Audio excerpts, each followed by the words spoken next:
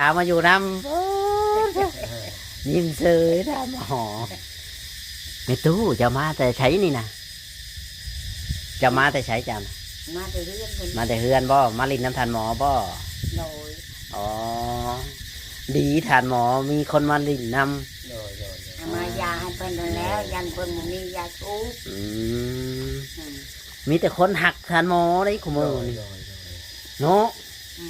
ไม่ตู้มาคุมือบ่ไม่ตู้มาวันนี้ก็มามายืนมันก็มาโอ้มาหาทานหมอบ่แม่น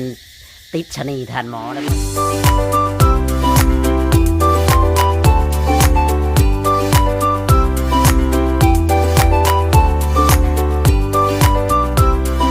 สวัสดีและสบายดี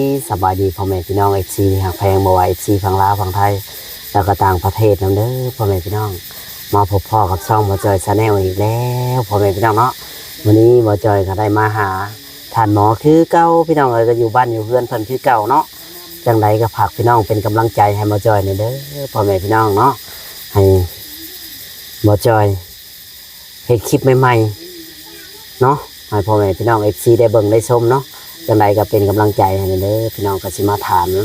ท่านหมอวันนี้เพิ่นอยู่กับผู้ใดพี่น้องไปเบิ่งไปชมกันเลยพี่น้อง FC ที่อยากแพงทุกท่านทุกคนเนาะบอกว่าหลายใจห่างพี่น้องเลยไปพูดไปคุยน้ำกันเลยพี่น้องเนาะกับทานหมอวันนี้เพิ่นอยู่กับผู้ใดพี่น้องเลยหรือว่าผู้ใดมาอยู่น้ำเพิ่นคือเสียงหนัวแซวใช่พี่น้องเลย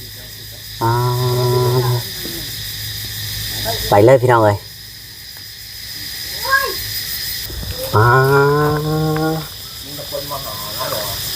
ทานหมอโอ้สบายดีแม่ตู้นี่มาหาทานหมอแต่ดึกแต่ดื่นเทะบ่แม่นมาจีบทานหมอวะนี่บ่แล้ว แม่ตู้บ่ได้มีผัวบ่โอ้บ่แม่นมาหาทานหมอก็จักนี่ยิ้มเฉยทานหมอเราไปกินแล้วมายาให้เพิ่นมียาชูโดยยังได้แล้วเดี๋ยวว่านั่งมาอยู่มาเฮ็ดกินให้ทานหมอมาแล้วบ่กินร้านอยู่นำล่ะโอ้ถ้าว่าบ่มีคนอยู่นี่จะมาเฮ็ดกินให้เราบ่อยู่มาตัวนี้อ๋ออันนั่งใกล้ทานหมอนี่มาแม่ตุ๊ดเห็นทานหมอมีผู้สาวมาอยู่นำยิ้มเฉยทานหมอแม่ตู้จะมาแต่ใช้นี่นะจะมาแต่ใช้จังมาแต่เฮือนมาแต่เฮือนบ่มาลินน้ำทานหมอบ่โดยอ๋อดีทานหมอมีคนมาลินน้ำ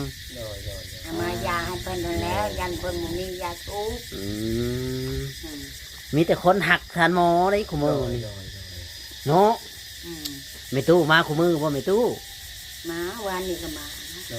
มายืนมันก็มาโอ้มาหาทานหมอบ่แม่นติดชะนีทานหมอแล้วพ่นไปจักลำนี่แน่ก็ไปจักยันวะเห็นคือว่ามาคุมือยันมาติดชะนีทานหมอกับนี่มาชงยาเพิ่นอ๋อมือนั่นม่วงโดยมาชงอยู่เรื่อยโอ้มาชงทานหมอเอายังมาชงทานหมอนะเอาใจบ่กระใจนี่แหละเอาเต้งลาอยู่โอ้เอาใจมาให้ทานหมอลาโตเลยมาเยี่ยมมาคอยเพื่อนนั่นแหละเลยทานหมอมีฮัดคดมาถูกไหมหล่อซื้อมีแต่หล่อเลยทานหมอนี่ยิ้มบ่ฮุบมีคนหล่อมันเนาะแล้วสี่เนี่ยนี่จะดีใจแล้วก็นอนหลับแล้วตายจะตีก็นอนบ่หลับรับเอาวัวอีมันมากินแล้วเอาหวานมันมาต้มกินเนี่ยมันนี่มันไม่ไงจะวุ่นพันกะจะเป็นไปแต่มันปวดมีปวดกินเนี่ยนะครับดีใจร้ายขอบคุณใจร้ายขอบคุณมันเป็นร้ายให้คนดีๆเนี่ยไปก็นอนรับไปแล้วเดี๋ยวนี้ก็รับเช้านี่ก็รับแต่ก็จะกินอยู่เอาคนมากินของคนมากินเนาะนอนรับไปแล้วนอนรับแล้วมีผู้สาวมาให้นอนรับครับทานโอ้ไปตู้จนน้ำตาไหลแล้วอ่ะ โย่ไรแล้วขึ้นหอ กินฮอดทานหมอบ่ ญาติมึงมีไผเบิ่งไผเอง โอ้ นี่ก็มาเยี่ยมมาคอยแล้วลูกอ่ะ โอ้ อ่า แบบว่ามาคู่มือเนาะย่านว่าบ่มีไผมาเบิ่งมาเฮ็ดอยู่เฮ็ดกินให้ อ๋อ เมื่อนั้นก็มาองค์เขาให้เปิด โอ้นั่นเด้ข่อยซื้อมาหุงบางอย่างมาแล้วก็สิพากันทำกิน เลย ท่านหมอก็ให้เพิ่นกินอยู่แล้วว่าให้กินได้ ชื่อปูชื่อปลาชื่อชีนมาชื่อโมงไปที่เจ็บท้องแล้วลูกอ่ะ แต่เจ็บท้องเลยบ่มีเงินเลยซื้อซีนสีฟ้าก็ได้ ชื่อชีนชื่อใครกันเนี้ยเนาะอันนี้ เงิน ชื่อ มี โมงโอ้ย เงินมีชำนั้น เอ้ย เงินมีชำนาญก็ตำกินอย่ามากินชมเนาะมาลิ้นน้ำผู้บ่าวทันทีก็ เข้าเลยลูกอ่ะยันเจ็บท้อง อ๋อ ไม่ได้ไรดอก แม่ตู้นี่ก็คันแม่นว่าทานหมอหมักนี่เอาได้อยู่บ่นี่ชะมดซื่อๆนั่นนี่ มาคืดหน้าปลายตัวนั้นลูกอ่ะมาคืด ยังบ่คิดบ่ คันว่าหมักหักจะมาคืดบัตามชื่อ อ๋อ คันว่ามียังเอามาให้เรามันได้ อ๋ นะ อแบบว่าหักแพงกัน เออ ยันว่าคิดแบบสมมติซื่อๆว่าหักอย่างชั้นอย่างที่เบิ่งกันไปนี่แหละอยู่น้ำกันแบบนี้นะ คันสิว่าหมักโตก็เท่าแล้ว อ๋อ เรากับเป็นวันนี้แหละเอากันก็ยิ่เป็นในไรหน้าก็บ่เป็นเห็ดแหละ เท่าก็เฮาก็เท่าแหละ อืมคนต่อ เก้าชิด80แหละ คนต่ออายุเท่านั้นเนาะเอาไปกะจักพอใดลูกเต้าก็จะสิมาเบิ่งบ่หรือว่าแนวใดกับบ่จักคือกันเนาะ อืม แม่ตู้นี่ได้ลูกจักคนมีลูกจักคนนี่ ยังหก ยังหมาทุกคนมีครอบครัวหมดแล้วบ่ เคลียร์พวกนึงมีครอบครัวมาแล้ว โอ้ โบราณ เป็น ก็มีแล้ว เป็นเฮือนเป็นชานกันทุกคนแล้วเนาะ โอ้ น้อยๆแม่ตู้นี่คือสิสบายกว่าทานหมอน้อยนึงเนาะ มาแล้วก็ลุกกันเป็นนี้ มีลูกมีเต้าอยู่ลูกเบิ่งแยงเนาะ อืม พอได้กินอยากกินหยังก็ได้กิน เออ โอ้โห เอานี่ปัดลูกอยู่นะคอยไปอยู่เฮือนไม่ได้ดอกลูกอะเท่าแล้วมันเป็นเหตุเวียกเหตุการณ์ มี ของ แต่ เขา มาลินน้ำกันมาลินมาหัวน้ำกัน เคยมาจะได้มาดอกอันนี้ เลยเดิน แต่เราเอาเมียกับไปลินไปเล่นน้ำ อืม ทานหมอ เจ้าใส่ชะนีเมตู้หรือบ่ หลายคน กลัวอีก แล้ ค่ะ วหลายคนอยู่ เนาะหมดบ้านที่ใจจะแน่มึงกูคนบ่ บ่แล้วอย่าว่าเห็นในมือนี้เมตู้คือมาผู้เดียวแท้ว่ะบ่แม่น บ่ครบเพิ่น นัดทานหมอไว้ก็จักเมตู้นัดทานหมออยู่พ่อหรือว่าบ่ได้นัดแล้วคือว่ามาเจอโดยบังเอิญ ไม่ได้นั่นไม่ได้ไปยังแล้วลูกเอ้ยมาจะยื้อมาชงยานี่แล้ว โอ้ มันนัดกันล็อกในนั่นในนี่บ่ได้เว้าในใดล็อก ดอได้ถามหยอกเล่นได้ไหมตู้ เออบ่เป็นหยังนักลูกอ่ะ มาคิดมาลินมาหัวน้ำเพิ่นเนาะแบบว่าแม่ตู้กับผ่านไปผ่านมาอยู่เพื่อนก็อยู่ซื่อๆเนาะ อืม บ่จักทางไปทางมาก็เห็นแต่ทานหมอนี่แหละเนาะ เวลาโชว์เลยมาจอบเพิ่นสิ่งไหนมามะม่วงให้สิ่งไหนมายาให้ลูกอ่ะบ่แม่นในใดดอก ส่วนสู้กันเนาะคนเฮาหักแพงกันไว้ดีกว่าช่างกัน อืม หยังคือกันนั่นแหละเพิ่นมีกะแบ่งเจ้ามีกะแบ่งเพิ่นเนาะปัญหาได้บ่ว่าเพิ่นบ่ว่าโตดอก คนเฮาก็ให้ตอนยังเป็นคนได้ให้กันกินก็ได้ คันว่าหาอยู่หากินก็บ่เป็นหาแหละลูกเอ้ย อืม หาลุงไม้ลุงมันก็บ่เห็นหุงเห็นน้อยก็บ่กุดขี้รอก็บ่เห็น อืม ถือไปมันนี่แล้ว เล มะ ย ม่วง กับยานี่แหละเท่านั้นแหล้ว ปลูกเองบ่ยาสูบนะ ฮะ แม่ตู้ปลูกเองบ่ บ่ หรือว่าชื่อเขา ชื่อลูกอ่ะ อ๋อชื่อหลายแล้วก็มาแบ่งเพิ่น เออ โอ้แม่ตู้มีน้ำใจดี ชื่อเลยก็ ไป มาแบ่งให้เพิ่น ต้องบอกว่าแวะประตู บ่มีดอกข่อยบ่มียาดอก เดี๋ยวว่าปลูกแบบว่าในสวนในแบบเพื่อน ปลูกอยู่คันเข้าก็อยู่ปลูกลูกอ่ะ อ๋อ ว่าบ่ปลูก ตะกี้นะจะปลูกอยู่ เออ ปัจจุบันนี่แบบว่าเฮาบ่ค่อยมีเหือมีแห้งเฮาก็บ่ได้ปลูกบ่ อืม อ๋อ เอามีให้ปลูกคือว่าอันแหละ บ่มีแห้งขุดดินขุดดอนเนาะ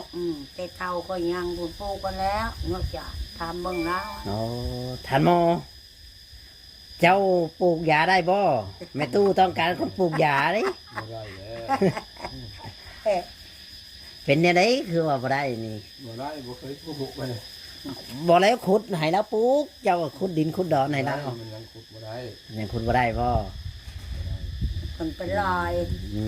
ม ยังคึงไม่ได้ อืมตอนเป็นผู้สาวนี่เจ้าเป็นรุ่นเอื้อยแล้วบ่แม่ตู้หรือว่า กลายว่าอยู่ อ๋อ นิ้ว70 80แล้วก็ อ๋อแบบ มันนาใกล้กันกับเรา แบบรุ่นเอื้อยแล้วเนาะแบบอืม เราเลย คือว่า เส้น เนาะ น้อยดึงน้อย อืม ยังน้อย ใกล้กัน อยู่ใกล้กันน้องก็ว่าแม่นใกล้กันอยู่ว่าแม่นไม่ได้หรอก หักแพงเนาะ อืม หักแพงแบ่งปัน ดีแล้ว เราก็อยากไปสิเบิ่งพ่อแม่ก็บ่มียังที่น้องก็คือวันนี้ล่ะ เขาก็ครอบครัวมันเนาะครอบ อืม ครอบครัวมัน อ่า ก็อยู่ไปแบบนี้แหละ อ่า มีก็ได้กินบ่มีแล้วก็แล้ว แล้ว อืม อยู่ไปกันนี่ เราก็บ่มีไปหาคันมาลูกหลานก็ได้น้อยเขาก็กินได้หลายจังฮอดเพิ่นมาแบ่งให้เพิ่น อืมส่วนหมอนี่สนิทแห้งสนิทแห้งเลยรออีก เรื่อง ครับ เมื่อบนรถกว่า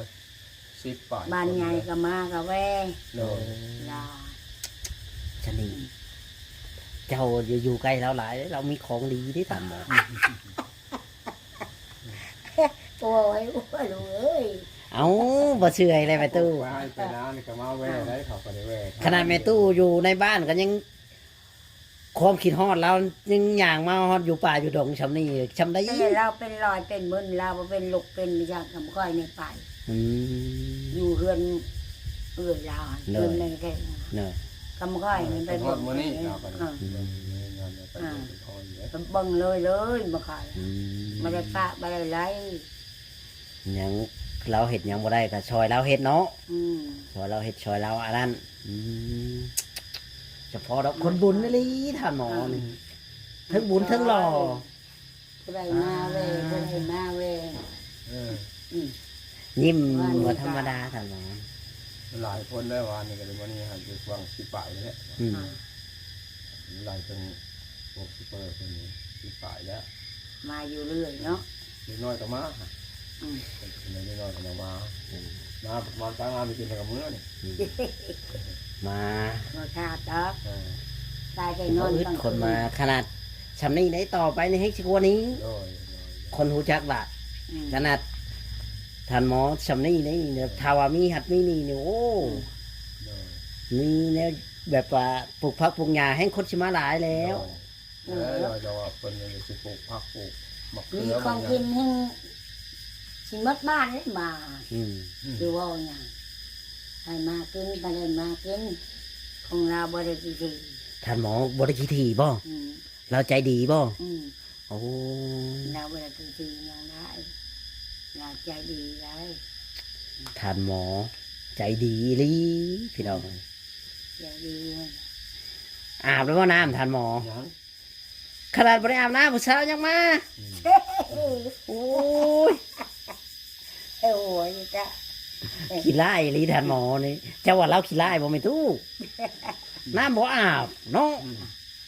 หั อา ก บ มิ นี่วันนี้ก็อาบ อาบแต่เมื่อวานนี่ผู้ อาบนี่ก็อาบนี่ก็ยุ่มันนี่ มื้อนี้เราว่ายังบ่ได้อาบ ยังมันไม่ทัน ให้ดิ ขนาดแม่ตู้ยังอยู่ใกล้แล้ว โอ้ย นอน สงสัยแม่ตู้นี่ นอน หลงจักอย่างจักอย่างแล้วนะ ตู้ซอไปใช้มัน หาดี อยากบ่เห็น ถามหาผู้สาวเรื่อยๆเลยถามน้อง มั มัน น มาดูอยู่แล้วตู้ซอ อืม จะไปทางใดฮะห้องนี่เงินบ่เห็นจะเราไปทางใดบ่อยาก ก็จักว่าคนไปใช่เนาะ อืมจากคนไปหาเห็ดก็ไปบ่อยากบ่อยาก แต่เก่าไปคือบ่ปะกันมื้อนี้สงสัยแม่ตู้นี่มีหยังในใจนะ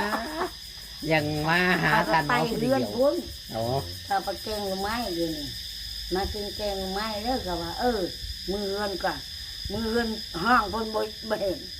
จากพุ่นไปทางใด เจ้ามาทางไหนแม่ตู้กินนี่นะ มาทางนี้ ลัดมาเลยในป่าในดงเจ้าบ่ย่านพ่อท่านหมอนี่ ย่านไม่ยังละเย็นในใด จักแล้วเจ้า เราบ่ มา เป็นดอกควายนั่นบ่เป็นดอก โอ้ เราบ่เป็นลูกอ่ะ เราบ่เป็นบ่ ไปจากเนาะแม่นว่าท่านหมอเจ้าบุแข็งเองบ่เอาเร็วหมดแล้วใช่ท่านหมอ เขาแกงหน่อไม้บ่ โหดีท่านหมอนี่หมอธรรมดาพี่น้อง เก่งไม่ ความจริงคือความจริงเนาะไม่ตู้เนาะ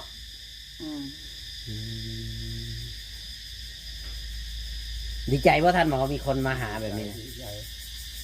ดีใจร้ายเมื่อเอาหมูมาหลินมาลมมาแอนน้ำก็ดีใจร้ายจนบ่ได้นอนหรอก ผู้เที่ยวมากกับชื่อปลาชื่อชิ้นนี่กว่าหมัก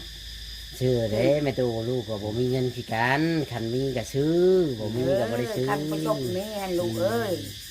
ชื่อ คั ให้ น กิน ว่า อ มึ ยู่ งฮันเช้าได้เท่าเลยบ่คิดอยากลูกกูมันนี่ได้ หมอเห็นท่านหมอเพิ่นอยากก็เลยซื้อ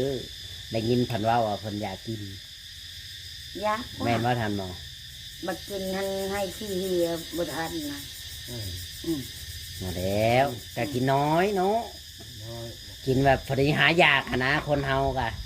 นายที่ไปชักยายแล้วกันเรากินยมมา บ่แล้วบ่ได้กินชมได้กินกับข้าวเนาะกินกับข้าวกับน้ำนี่แหล้วนี่แหละเว่านัวหัวม่วนกันพี่น้องเลยทางในตู้เพิ่นก็มาเยี่ยมยามทานหมอถามข่าวว่าคนรู้จักกันบ่แม่นหยังดอกเพิ่นก็มาลิ้นมาหัวน้ำ คนนาใกล้กัน บ่ได้ว่าหน้ากันรู้จักกันนี่แหละ แบบหักแพงแบ่งปันมีหยังก็แบ่งกัน มูน้องเดียวมันแล้ว ใจก็ยังแบบใจตรงกันได้คนเขาอยากมาหากันได้ โดย คนมันต้องคือกันเนาะท่านหมอแม่นบ่ไม่ตู้ โดย ถึกใจอยู่ว่าไม่ตู้ลูกว่าวหรือว่าว่าวพิษหรือเปล่า แม่นแหละลูกบ่ได้ยังดอกลูกบ่ได้เว้าในใดดอกแม่นความลูกเว้าอยู่ดอก ว่าวดึงงอหัวกัน เออ งอหัวมวน ใครใช้ก็แม่ก็เท่าเลยมาเยี่ยมมาคอยมาอยู่เรื่อย ไม่ตู้กันยับออกแกท่านหมอกันยับเข้าท่านหมอนี่สีทานวดอย่างท่านหมอมีของดีหยังนี่นะบอกหน่อยกว่า มีอย่างแล้วมีแบบการเปล่าว่าวนี่นะ แบ่งลูกแบ่งหลานเนี่ยมาได้บ่ของดี มีแต่ความเล่าอีกแล้วว่าวอีกแล้ว ยันว่ามีแบบเฮียนอย่างมาอีกอย่างอะไรก็มาแบบเรื่องผู้หญิงผู้ชายสาวเฒ่าสาวหนุ่มมาเรื่อย เพื่อนได้ดีนี่เนาะ ๆนั่นแล้ว มาหาหลายเลยเป็นครูบาอาจารย์ก็มา